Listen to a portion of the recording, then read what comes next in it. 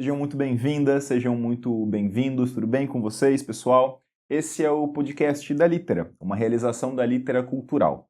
Eu sou o professor Vitor Valente e toda semana você me encontra por aqui, batendo um papo com alguém, hoje com meu amigo Dauno Teixeira. Tudo bem, Dadá? Tranquilinho? Tudo ótimo. Poxa, Vitão, obrigado pelo convite. Primeiro agradecer não só você, ao Neto. Cara, que projeto legal, cara. Espetacular. Acho que no momento que a gente precisa reviver a cultura, assim, é um prazer enorme estar aqui e poder contribuir. Massa. Pessoal, para você que está ouvindo a gente, que está assistindo a gente, o Dauno, de formação, Dauno é... Eu ia falar, me dá uma doideira, eu ia falar que o Dauno é engenheiro, que nada mais avesso ao que o Dauno é do que engenheiro. O Dauno é jornalista e advogado de formação, e pior, parece que eu nem conheço o Dauno para errar a profissão dele. Quando eu falei que o Dauno é meu amigo, não vou assim, essa coisa brasileira, assim, é meu amigo. Não, é meu amigo, beleza? Assim, né? Dauno, assim, comeu da muqueca de minha mãe, comi do tofu da mãe dele, entendeu? Então, assim, quando a gente ia começar o papo, eu falei, não, vou chamar o Dauno de Dauno, porque tem um protocolo a se seguir. Não consigo, chamarei de Dadá, tudo bem? Que a nossa audiência se entenda, beleza?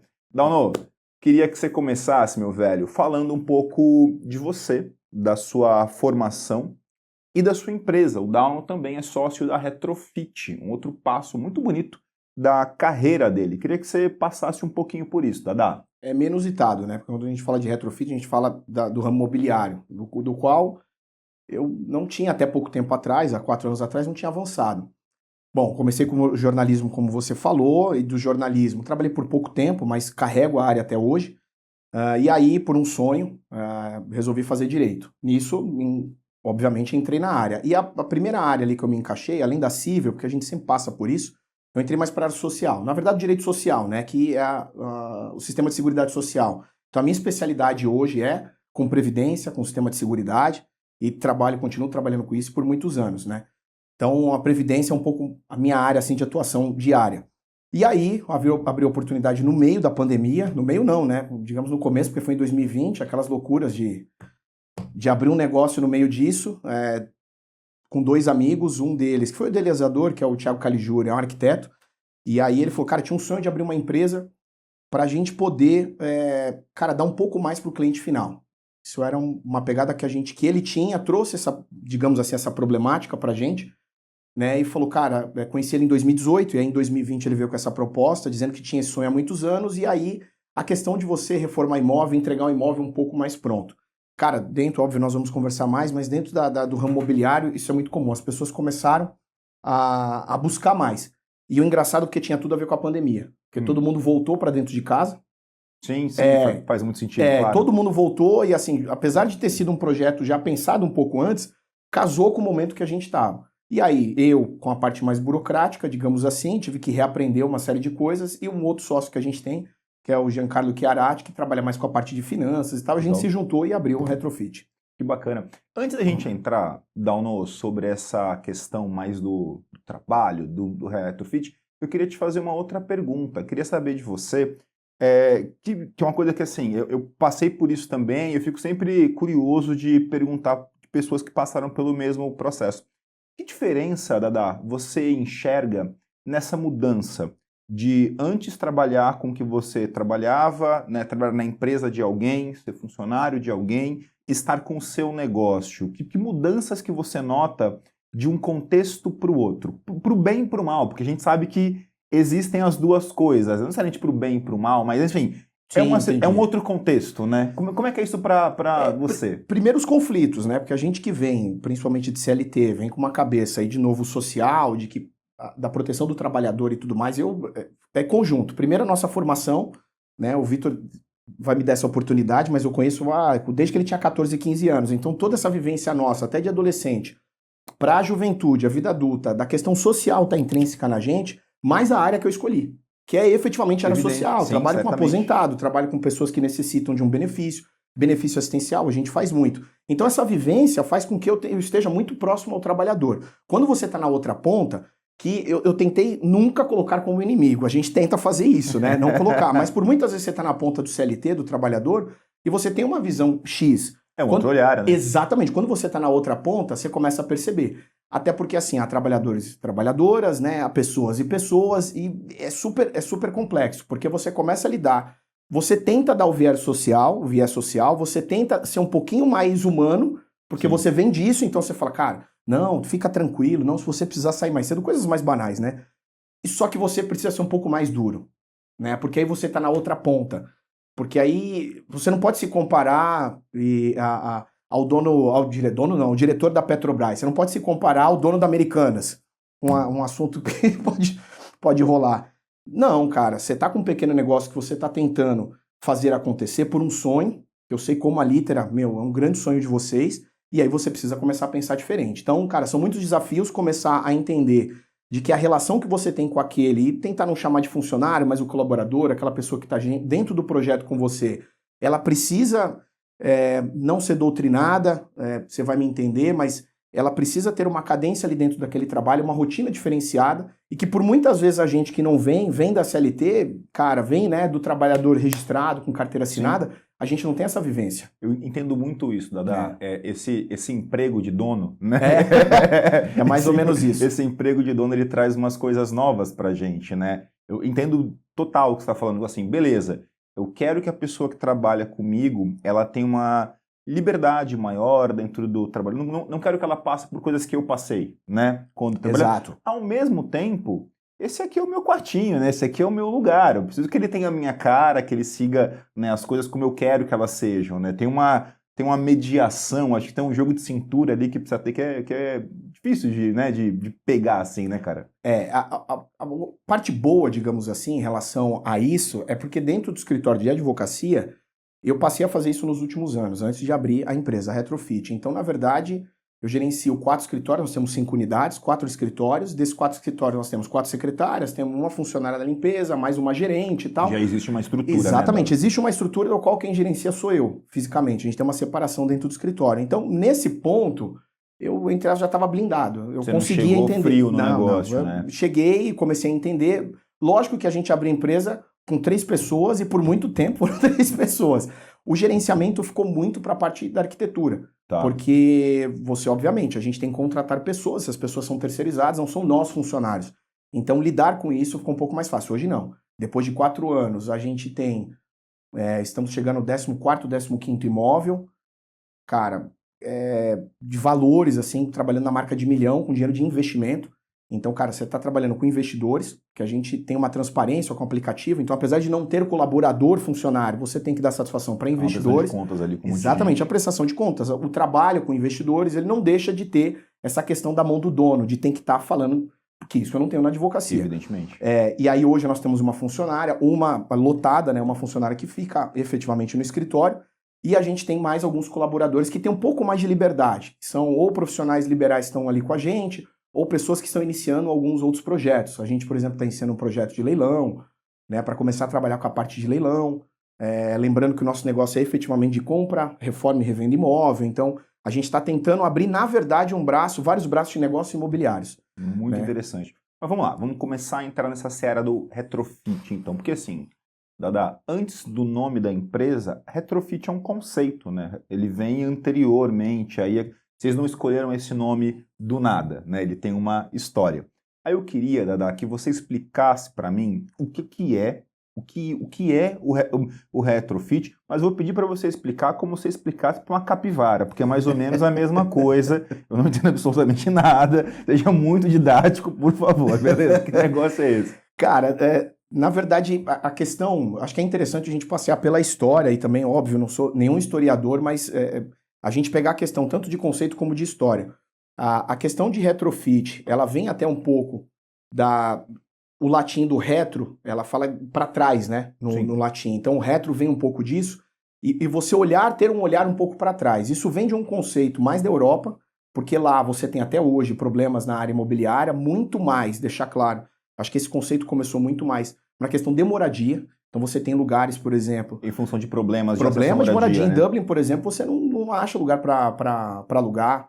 Né? Se você não for local, você pega em Paris mesmo, assim, você tem uma problemática muito grande em relação a isso. Né? E aí quando você não tem mais terrenos para construção, você não tem mais locais, óbvio, perto das áreas comerciais, que é o importante, não adianta estar com uma distância muito grande, você começa a ter um olhar para esses empreendimentos, esses imóveis um pouco mais antigos. A Europa já começou a fazer isso, nos últimos 40 anos, os Estados Unidos também, e aí, óbvio, na área do capital, do mercado, teve um boom muito grande. Você tem alguns personagens, arquitetos, que começaram a fazer programa de TV relacionado a isso. Então vem esse conceito lá de trás, lógico que a palavra tem todo esse conceito do latim, e de você tentar repaginar aquilo que já existe. Porque o retrofit não é uma mera reforma, né, Dalno? Não. Não é só isso, né? Você faz a manutenção daquilo que já existe. Né? Pelo menos alguns pilares, pelo menos parte da arquitetura, ela tem que ser mantida para que ela tenha o conceito de retrofit. Fazer aqui um adendo, por exemplo, já fazendo da nossa empresa.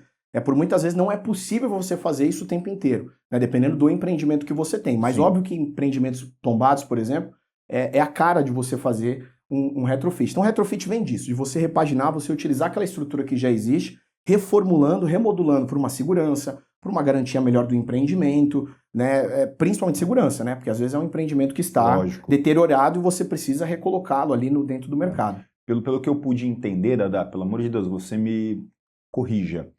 Você olha para... Aí não só no lance da empresa de vocês, mas de forma ampla.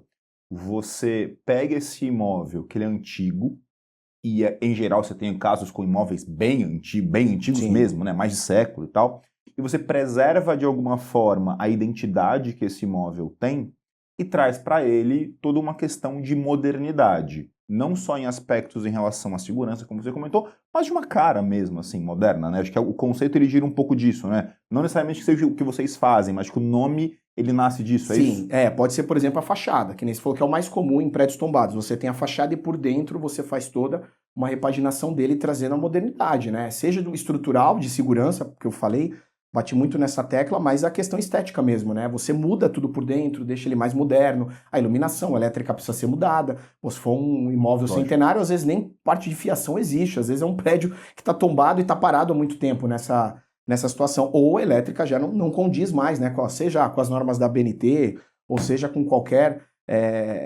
normativo municipal. Então você precisa seguir certas regras. Você traz um conceito moderno e mantém certos aspectos antigos, entendeu? Isso é muito legal, né? Bacana demais. Coincidentemente, Dadal, eu estava dando aula, porque para quem ouve a gente, para quem aqui nos assiste, eu sou professor da área das letras, aqui da Litera, dou aulas de redação e de literatura. Nessa segunda disciplina, uma das escolas, você vai lembrar das épocas de colégio, né? Vai lembrar do nome, que a gente vai estudar é o modernismo, que aqui no nosso país vai se desenvolver a partir dos anos 20, mas vai perdurar aí por uns 30, 40, há quem diga que até por mais tempo. O grande nome é o Niemeyer, por exemplo, né? Nomes que são muito conhecidos. E quando a gente começou a bater um papo, Dada, sobre fazer esse papo, me veio muito essa aula que eu havia dado há pouquíssimo tempo, porque a estética moderna no nosso país tem exatamente essa proposta. Eles vão chamar na literatura de antropofagia, que é o manter a cultura tradicional que o país tem. No caso deles, eles vão olhar para a questão indígena no nosso país, para a questão africana, mas trazer uma modernidade, um frescor com aquilo que vem de fora. No caso dessa galera, eles estão olhando para a cultura que a Europa está ali bebendo na época, do que é novo que está vindo. Eu acho muito legal que você falou, é um conceito que ele vem de fora, mas ele conversa muito com o que a gente tem de uma esteira desde o início do século XX aqui, que no fundo, dá essa capacidade que a gente tem de misturar as coisas, né? De misturar, a gente vai lá, a gente faz, vamos lá, né? É o botar Nutella no sushi, sabe? A gente né? Nós somos ótimos para isso. Essas quase guerras que a gente fala, essas afrontas que a gente faz. Mas que eu acho que bebe muito nessa fonte mesmo, né? Esse talento, eu acho, quase que natural que a gente tem por aqui, de casar, de conciliar aquilo que parece inconciliável, né, num primeiro momento. E acho que o conceito ele conversa muito com isso, quando você trabalha com o tradicional versus moderno, né, quando você concilia essas coisas. E fica bonito. Lembro de 2 exemplos, Dada, que eu vou querer que você comente, porque são 2 exemplos que me chamam a atenção demais, de casos de um retrofit feito no Brasil. Caso da Pinacoteca de São Paulo, que é aí um prédio aí do final do século XIX, começo do século XX, que estava com esse monte de BO, estava com infiltração, estava com problema, estava com um monte de coisa, e foi feito todo um projeto lindíssimo, inclusive de um cara da estética moderna, que precisava de uma iluminação maior, né, no lugar e tal, e que é um projeto elogiadíssimo, porque ele soube manter a beleza do que o prédio tinha, mas trazer uma série de elementos de segurança, de modernidade, de conforto e de beleza do novo. O segundo exemplo é o que não dá pano para manga, que é o Maracanã, o estádio mais famoso do nosso país. O Maracanã passou por uma série de intervenções, Copa do Mundo, Jogos Olímpicos e tal, e muita gente coloca ali o Maracanã não é mais o mesmo, né? Essas intervenções tiraram a identidade dele. Como conciliar essas coisas, Dada? Entende o que eu tô colocando? Sim, É claro. Difícil. O Maracanã, por exemplo, teve reforma em 2005 e 2006. E as Gerais, que era, para mim, um grande boom, já foram tiradas ali. Então, assim, já começa por aí. Imagem, né? Não dá, porque tinha 200 mil pessoas. Sendo 200 mil pessoas cabiam no Maracanã. Hoje, eu acho que um pouco... Chega a 80 mil. Não tem como. Aquilo era desumano. Aquelas fotos da final de 1950, que o Uruguai bateu o Brasil... Pô, cara, tinha gente pendurada, com criança pendurada aqui, segurança zero. Então, eu entendo. Tanto é que, assim, a reforma do Maracanã, ela recebeu um prêmio da equipe de arquitetura que fez. Olha que barato. Então, concordo com você. Eu olho, assim, a estética dele, o retrofit dele, talvez, tenha ido a mais, mas era impossível não ir. Deixar claro, a gente já volta no assunto para falar da Pinacoteca. Então, eu acho que são projetos diferentes. Nós estamos falando de um projeto centenário da Pinacoteca, ele começou a ser idealizado em 1897, e aí, assim, ele vem a ser concretizado em 1905 pelos arquitetos, o Francisco de Paula, Ramos de Azevedo e pelo Domiciano Rossi. Nesses dois, os caras construíram, idealizaram também o Teatro Municipal de Campinas, o de São Paulo, a Catedral de Campinas. Então, cara, o pensamento ali era neorrenascentista, para construção, baseado na Escola de Artes de Paris, entendeu? Sim, que tinha todo um trabalho neoclássico. Tem todo neoclássico, tem todo exatamente um contexto com isso. É um pouco difícil fazer o comparativo. Vou até pegar outros prédios depois para a gente comparar. Então, nós estamos falando de um prédio centenário, com um projeto arquitetônico totalmente neoclássico, neorrenascentista, e aí sim, aí você tem toda uma história que fica muito difícil você não mexer naquilo, diferente do Maracanã. Então, assim, como você tem toda essa história em volta disso, fica um pouco mais fácil, digamos assim, para entrar esse tipo de projeto. É um prédio tombado, não tem como você não passar por isso. E aí você imagina o trabalho. Nossa, vigas de aço, não, é muito, é excomunal. Em Santos foi feito em alguns locais, tem o Marcos do Valongo, você tem vários locais aqui em Santos, por exemplo, que tem essa mesma pegada. E você tem que preservar, como você falou, o clássico, e manter um nível de modernidade, agora principalmente pela segurança, porque infiltração, parede caindo, e você precisa manter com o máximo de cuidado possível. Então, cara, ficou muito bonito, inclusive, né? Ficou um espetáculo o projeto arquitetônico, né? E aí tem essa diferença da Pinacoteca, é uma coisa. A outra é o Maracanã. Maracanã, nós estamos falando de 70 anos de estádio? 70 anos de estádio. Não, nós estamos falando... Ele foi idealizado, conversado, na verdade, década antes, porque quando o Brasil foi escolhido para a Copa do Mundo de 50, e aí em 1948 começou a obra para terminar em 1950, que não terminou. Sim. O primeiro jogo tinha andaime no estádio da Copa do Mundo. E aí, assim, ele foi sendo repaginado, né? Chega lá depois de 2000, né? A virada ali de século, você tem uma reestruturação, acabou com as Gerais, que era uma coisa assim nos estádios que eram muito legais, né? As Gerais é bem bacana. E aí você começa a pensar na segurança. É diferente da Pinacoteca. Sim. Cara, você tem uma preservação de uma história que, apesar de ter um pouco mais de 100 anos, você está falando de uma história que, na verdade, vem quase carregando 300 anos, né? É verdade. Porque você tem diversos prédios, entendeu? Com essa semelhança neoclássica, e aí você tem uma preservação da história que é muito maior que isso, diferente do estádio. E eu tirei uma onda, Dada, mas não dá para você não levar em consideração o aspecto da segurança. Não dá pra romantizar a falta de segurança.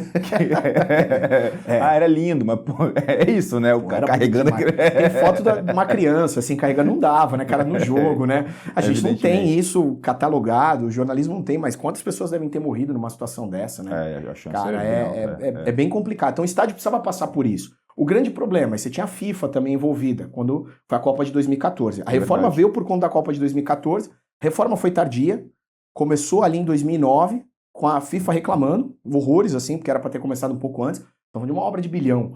Sim. Então, assim, aí foi o que deu para fazer, eles falaram. Foi o que tinha que fazer. Eles tinham que fazer um estádio fechado, nos moldes europeus. Era muito difícil.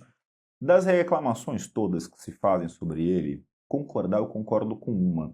E tudo isso faz muito sentido e evidentemente faz sentido, mas tirou um pouco o aspecto do popular, né? Que era um pouco da magia, né? Que tinha um pouco no clima, daquela coisa que tinha ali. Para te dar um exemplo, que é essa discussão que está tendo anos, parece a ponte de Santos Guarujá, a reforma da Vila Belmiro. A reforma da Vila, do Estádio Urbano Caldeiros, do Santos Futebol Clube, ela passa por isso, né? É um dos únicos estádios que ele tem esse formato que nem a Bombonera.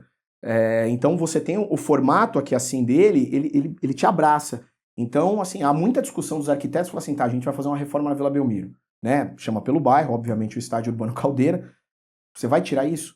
Se você começar a criar anéis, assim, você tira também esse aspecto. A identidade, né? A identidade do clube até, né? Na verdade, a identidade do estádio. E aí eu concordo com você, assim, acho que o Maracanã perdeu isso. E aí o Maracanã tem uma história muito bonita, né? Da onde veio, o terreno da onde veio, que era um derby, e aí veio a construção, a mudança do nome, a criação do nome Maracanã, que na verdade estava ao lado do Rio. Cara, aí me aproxima de novo da história da Pinacoteca. Existe uma história por trás. Aí sim. É disso, né? Aí sim. Aí nesse ponto, sim, aqui pra mim o estádio ele é um pouco diferente, que ele tem que privar pela segurança primeiro. Você tem 50, 60 mil pessoas lá dentro, não tem não tem como fugir disso. Mas eu concordo que, assim, tem que se preservar alguma coisa. Pô, preserva um pilar X, Y, preserva algum tipo de estrutura para ter esse, sei lá, um anel que pelo menos tenha, né, uma proximidade maior, não aquelas cadeirinhas fechadas e tal. Tem uma coisa disso, a gente já passa para outras coisas, Dada, que tem um monte de coisa bacana pra gente falar. Porque tem uma coisa disso, Dada, que eu acho que é sobre o Maracanã, acho que é muito simbólico, porque ele faz parte de uma memória coletiva. Tem um sentimento de pertencimento de um povo ali, no sentido de que é um lugar em que o cara que é tiozão hoje, assim, é o lugar que o meu pai me levou para ver o meu primeiro jogo e eu levei o meu filho. Não é só o prédio histórico, é a história das pessoas que circulam por esse espaço, né? O espaço Maracanã, ele não é só uma estrutura de tijolos, né? Sim. Ele é a história de um monte de gente. É o pedir minha mulher em casamento quando fulano fez o gol, né? São essas histórias que ficam para a vida. E por isso eu entendo quando o camarada que frequenta ali o estádio toda semana, ele olha e não reconhece, né? Eu acho que tudo faz muito sentido, né? Do que você colocou das questões, eu concordo com todas elas. Mas existe uma dimensão que não dá pra gente não levar em conta também, né, Dada? Que é a dimensão do afeto, a dimensão da memóa, né? E do popular. Por que não deixou a parte do portão, de repente, de alguma forma, algum tipo de desenho, ainda que você tivesse que refazer? Porque até a estrutura dele no meio da reforma para a Copa do Mundo de 2014, ele teve um problema sério. Eles tiveram que alterar tudo e tal. Eles estavam tentando reaproveitar uma parte do material e não conseguiram. Então, por esse aspecto, eu entendo isso. Imagina o quantos problemas eles tiveram na Pinacoteca, que era pior. De novo, é um prédio tombado, é um prédio que, assim, o cara tinha que segurar a parede na mão se estivesse caindo. Não podia deixar. Diferente do Maracanã. Quebrou, alguém ligava e falava, cara, derruba e faz de novo. Mas eu concordo plenamente com você. Cara, a entrada do Maracanã, por que não reaproveitou as letras, fez um negócio estilizado, de repente aproveitou a entrada do portão, lógico, aumentar um pouco, deixar no padrão FIFA, mas de alguma forma, para esse camarada, como você chama, entrar e falar assim, cara, eu reconheço. Esse ainda é o meu lugar. Pro cara bater foto no mesmo local, que ele bateu com o pai dele há 30 anos atrás. Esse ponto eu acho assim, eu acho que nosso país, a gente está dando 2 exemplos, então, mas quantos prédios tombados que não tiveram o apoio, principalmente de município, estado, cara, estão se deteriorando. A própria família deu um jeito de derrubar. Sim. Então você tem um pouco disso, sabe? Da falta de cuidado que a gente tem na nossa história. Eu acho que o Brasil tem um pouco peca um pouco nisso também. Concordo com você. Caminhando por uma outra linha também, Dada, essa questão do retrofit, eu achei muito bacana, assim, quando a gente começou a conversar, eu comecei a pesquisar um pouquinho, foi abrindo coisa, eu falei, cara, tem bastante coisa bacana aqui, legal de fato. E um dos pontos que me chamou a atenção demais, ele é óbvio, depois que eu olhei para isso, eu falei, é claro, mas num primeiro momento não me ocorreu. É a relação direta que a ideia de retrofit tem com a ideia de sustentabilidade também. Porque você parte de lugares que estão ali, que já existem. Queria muito que você comentasse isso, Dada. Cara, eu acho que esse é um dos pontos principais, né? Porque quantos prédios, de novo, abandonados nós temos? Que é uma pauta do momento, a questão da sustentabilidade. Exato. Cara, nós estamos numa crise ambiental muito grande. Há quem diga que são ciclos, há quem diga que nós temos que fazer nossa parte, uma discussão ferrenha com os carros, porque Sim. a China veio, né, com uma questão de tentar os carros elétricos. Não sei se isso vai se resolver, mas tá dentro dessa pauta toda, e a questão da sustentabilidade vinculada à retrofit, cara, é um dos pontos principais, né? Nós estamos falando, assim, de tentar proteger a questão do direito à moradia, que é uma cláusula que está dentro da nossa Constituição, né, que todo mundo tem direito a uma moradia, só que, cara, você não reaproveita aquilo que já existe às vezes. Exato. Então, um exemplo aqui em Santos, que eu acho, né, que está saindo do papel, pelo menos teve a inauguração do prefeito, do atual prefeito, foi um prédio que foi do INSS, bem próximo à Rua do Comércio, bem próximo ao Valongo. A gente nunca olha para ele, mas tem um prédio quando você está indo em direção ao Valongo, à esquerda, bem na Rua do Comércio, e a prefeitura já liberou para fazer um projeto ali de retrofit de moradia. De moradia Legal. ali, né? Porque geralmente se faz de comércio, até porque é área central e tal. Cara, os caras constroem tanto CDHU, tanto apartamento, às vezes para uma comunidade mais carente, mas não esquece que esses prédios estão abandonados. Cara, nós temos mais um monte de prédio assim. Então, cara, você reaproveitar o material, aí nós estamos falando de menos concreto, nós temos menos poluição, água, porque a construção civil que mais utiliza água. Ou joga água fora, né? Porque você tira a água que está contaminada, você não consegue reaproveitar aquela água e joga de volta. Então, cara, tudo bem, joga para tratamento, mas existe um reaproveitamento de material também. A gente, nos nossos apartamentos, a título de exemplo, fica mais fácil. Cara, a gente reaproveitou, a gente fez tampão de mesa Que legal.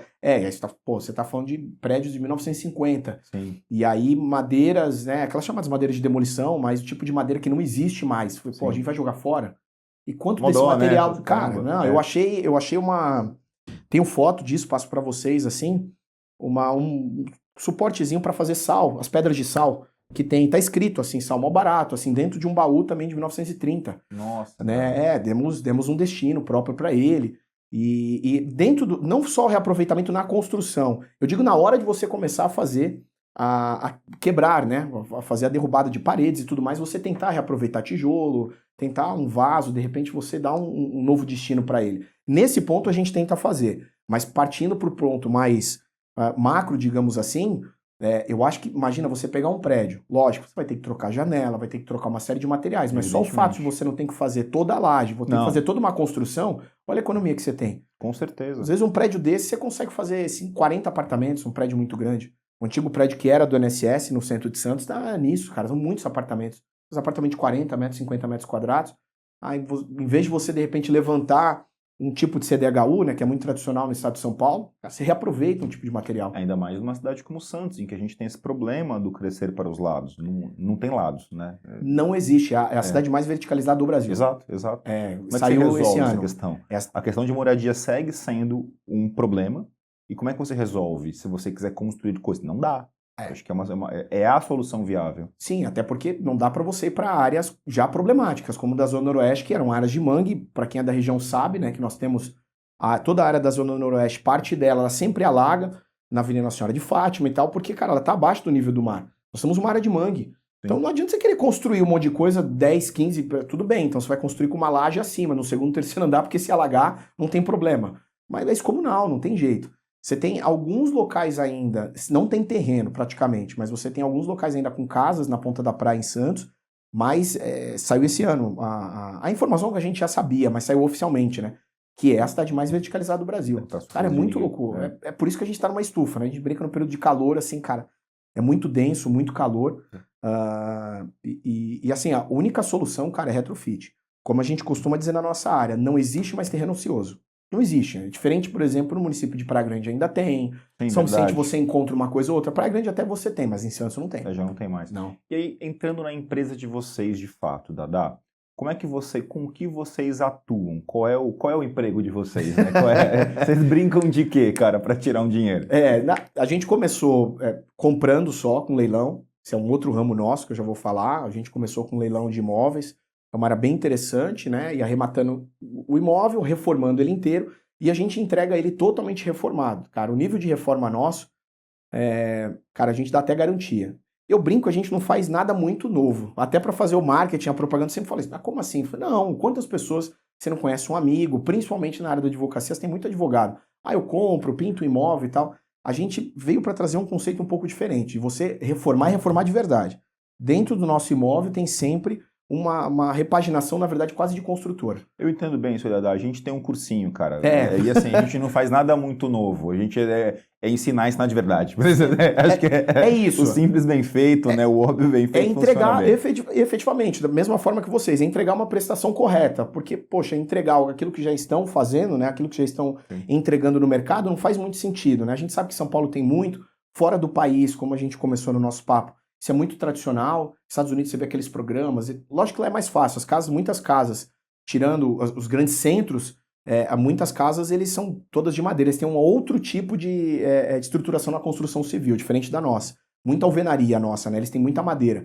Mas é isso, é trazer o diferente. A gente dá garantia, a gente faz uma construção diferenciada, que muita gente acaba querendo entrar nesse negócio, que sabe que o ramo imobiliário é legal, né? E a gente tem essa questão de revender os nossos imóveis totalmente reformado. E aí a gente tem outros braços. A gente está começando a abrir, na verdade, o escritório para uma abrangência de negócios imobiliários. Para conseguir pegar na verdade, uma assessoria advocatícia, né? Então, assim, por muitas vezes você quer tirar dúvidas ou você quer ter uma assessoria no ramo imobiliário, então vai ter isso é um braço da nossa empresa.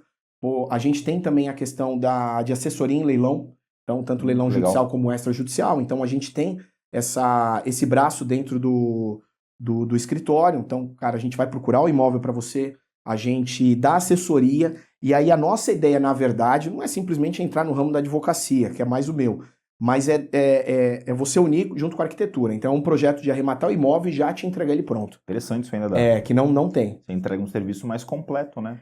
E um outro que, assim, a gente inovou mesmo, foi muito legal, a gente tá tentando colocar isso muito na mídia.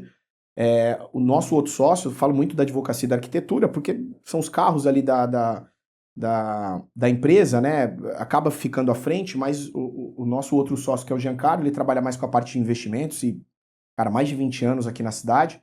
E a gente conseguiu pela primeira vez trabalhar com um nível de investimento que é um outro braço. Então, estou te dizendo já um terceiro ou quarto braço da empresa. Olha que legal. Que é a questão de você trazer não só, o meu cliente é o cara que compra o imóvel, pode ser o cara que quer arrematar e também comprar o imóvel reformado, mas eu tenho um outro cliente também com o investidor.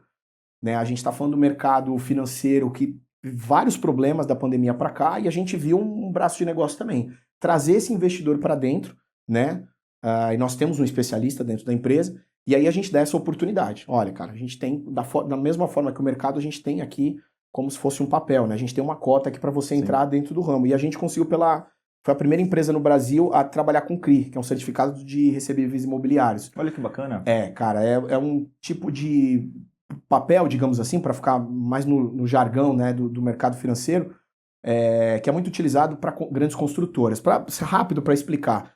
As construtoras nem sempre elas têm todo o dinheiro na mão. Então, por muitas vezes, elas precisam vender 30%, 40% ali na planta para poder levantar o prédio.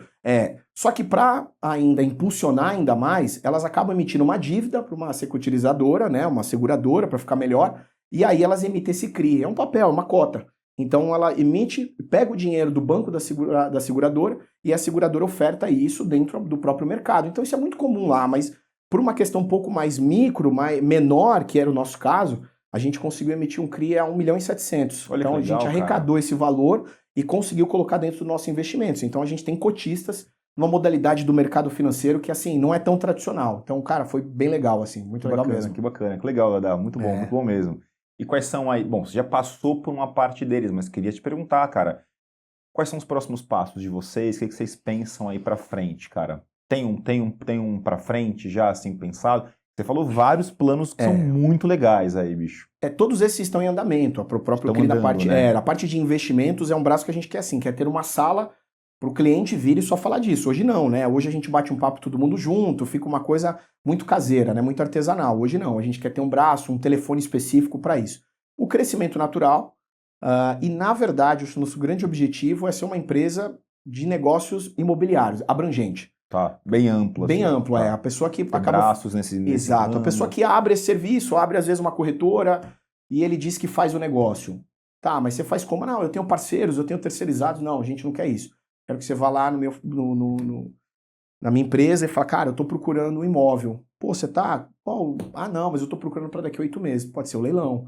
Não, eu tenho um pouco mais de pressa. Peraí, tá aqui o nosso portfólio. Cara, mas eu não tenho o dinheiro inteiro. Não, mas eu tenho a empresa aqui para poder financiar o imóvel para você. Você pode alienar com a gente. Muito legal. Então a ideia é abraçar todas essas frentes do ramo do negócio imobiliário para que você, o meu cliente, ele entre lá e não vá embora procurando um outro serviço. Não, ele tem tudo lá. Tudo tá ali. Não, tudo tá ali. Ele tem, mas eu também preciso resolver o problema do meu imóvel. Mas como assim? O meu imóvel, ele tá parado, tive um problema, eu preciso vender ele para comprar outro. Vem cá, contratinho, vamos assinar, eu resolvo para você aqui, depois você compra comigo e caso sobre um dinheiro, você ainda consegue investir comigo, pode ser. Dada, para quem está assistindo a gente, ouvindo a gente, gostou, achou maneiro e interessante, quer saber o contato de vocês, as redes de vocês, para o pessoal seguir, quais são? @Retrofit Imóveis no Instagram, tá? E também pode ser por e-mail, né? contato@retrofitimóveis.com.br. Por ali a gente, obviamente, tem outros canais, depois a gente passa o WhatsApp para vocês, mas por esse a gente consegue aí dar uma assessoria completa. Sigam, pessoal, muita coisa bacana vem por aí com a Retrofit. Dada, papo legal pra caramba, gostei demais. Antes eu já ia encerrar, e eu sempre esqueço que os convidados da gente têm um brinde, tem um presente da gente. E se o Dada não saísse daqui com um presente, a gente teria um problema. Deixa eu pegar aqui para você, dá para te presentear com as lembrancinhas da Litera Cultural. Tá aqui para você. Muito obrigado. Nossa, canequinha. Essa é a cenográfica, essa aqui é a sua de verdade. E a Ecoberg da gente tá aí. Demais. Do Dada. Obrigado, obrigado mesmo. Da Litera Cultural. Obrigado, cara. Prazer, de novo, né? A hora que vocês me chamarem, eu tô aqui. Obrigado. Vamos chamar aí. Dada, eu falei engenheiro no começo, né? Jornalista, advogado, toca um triângulo que é uma beleza, assim, cara. A gente não passou por isso, pessoal, mas assim, vocês se conheceram onde? A gente conheceu na igreja e a amizade vai se consolidar de fato tocando numa banda de forró. Então, assim, gente, assunto. Tem. Tem Pode marcar a próxima pauta aí. Brigadão mesmo, cara. Valeu. Obrigado. Muito, muito legal, muito legal. Agradeço. Pessoal, você que acompanhou a gente, obrigado. De verdade, assim, né? Espero que você tenha gostado desse episódio do podcast da Litera. Se você está assistindo a gente no YouTube, não esquece, né? Ativa sininho, curte o vídeo, assina o canal, tudo aquilo que você sabe que você tem que fazer para ajudar a gente a chegar para outras pessoas. O seu distribuidor de podcast também, curte a gente aí, compartilha, divulga essa conversa que muitas outras virão. Um abraço para todos vocês, foi muito bacana. Tchau, tchau, até a próxima.